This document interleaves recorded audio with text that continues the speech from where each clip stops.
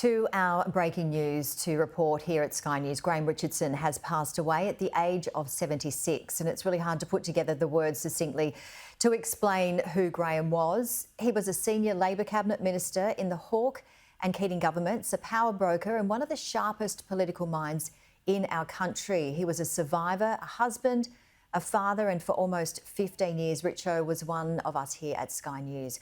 Tom Connell looks back at a life and a career well lived.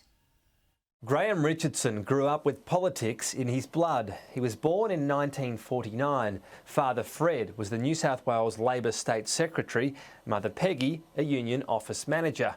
He liked to enjoy life, knowing from a young age it could be snatched away. At 16, he was involved in a serious car accident, and a Catholic priest gave Richardson his last rites twice while he was in hospital. While at university, he was seduced by the call of politics, joining the right-wing faction of the Labor Party. 1975 was the year of the dismissal, and Richardson had his own political moment. At 26, he became the youngest ever General Secretary of the New South Wales Labor Party, the birth of the man known as Richo, a numbers man and kingmaker, a phenomenal fundraiser. I became General Secretary and there was no internet and no mobile phones were on anyone's radar. Today, you get bombarded by emails every bloody day. He was instrumental in the coup that led to Bob Hawke replacing Bill Hayden as Labor leader before Hawke won the 1983 election. Richardson became New South Wales Senator at the same election. At 33, he was at the time the youngest ever elected to Parliament's upper house. The driver said, "Good morning, Senator," and that did feel pretty good. I thought, wow, that's something.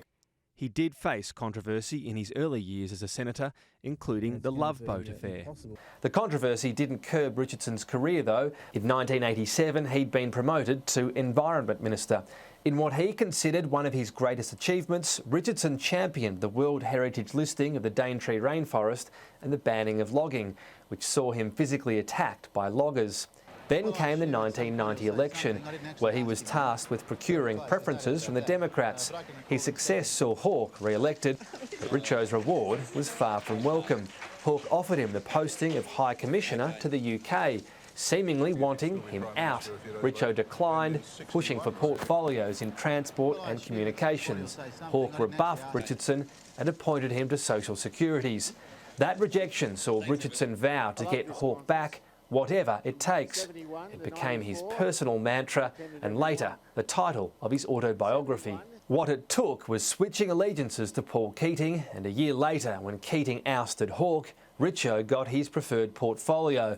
But he only lasted 6 months. He was forced to the backbench in 1992 following revelations he tried to help his cousin avoid a penalty for a migration scam.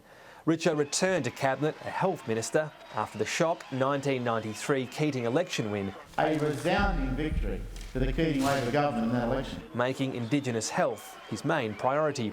But he soon quit both as minister and from Parliament altogether in 1994. After 11 years as a senator, he cited ill health. But you do run a risk, you know, if you stay around here. You can become bitter and twisted. I'm going to miss Graham as a colleague and as a friend, particularly as a friend. While he faced other controversies in the 1980s and 90s, Richardson proved time and again that he could survive and even thrive after a scandal. He became a trusted advisor and lobbyist to Kerry Packer, a respected political pundit, and even presided over the Olympic Village in Sydney in 2000 as mayor.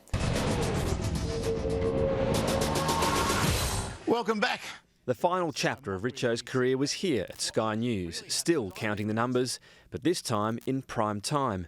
Richo launched as a weekly show in 2011. This government's going down. His hosting and commentary was like his politics, direct in style, not afraid to call it as he saw it, but always delivered with charm. Great to be with you, Richo. Great to be with you. I hope you say that in 10 minutes' time. More power to your arm. Thanks very much for your time, Tony Burke. Well, we're old mates. You know, you could help me out here, couldn't you? You could actually just fix this, couldn't you? You could just snap your fingers and away it goes. I mean, the sky's still up there. The sun still appears to be in it. Has much changed? I think that's one of my finest hours, you know, to actually get Christopher Pyne to say he might have done something wrong and he'll try harder tomorrow. That really is a victory.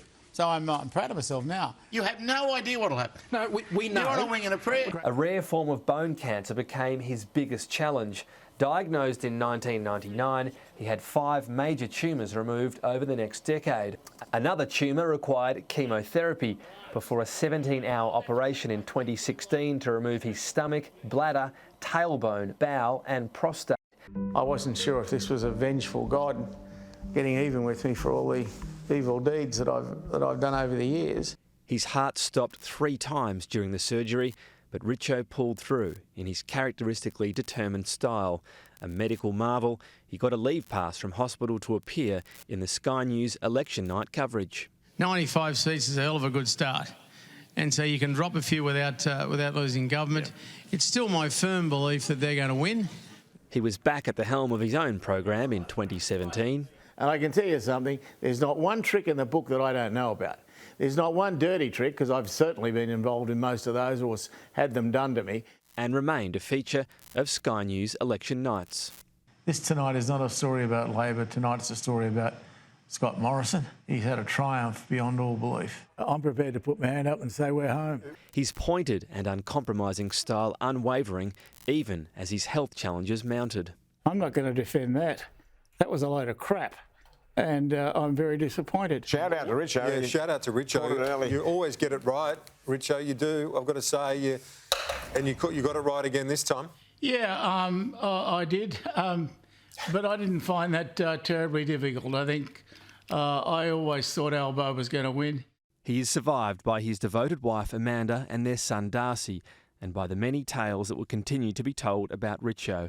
Power broker, deal maker, legend of the long lunch, senator for kneecaps, willing to do whatever it takes. As for me, that's about it. Don't think I'll ever come to this microphone again. And so, in the words of a well-known Australian, I love yous all. And we'll have some more commentary with politicians and friends and more on the passing of Graham Richardson, who has died today. And again, our thoughts to his wife Amanda and son Darcy.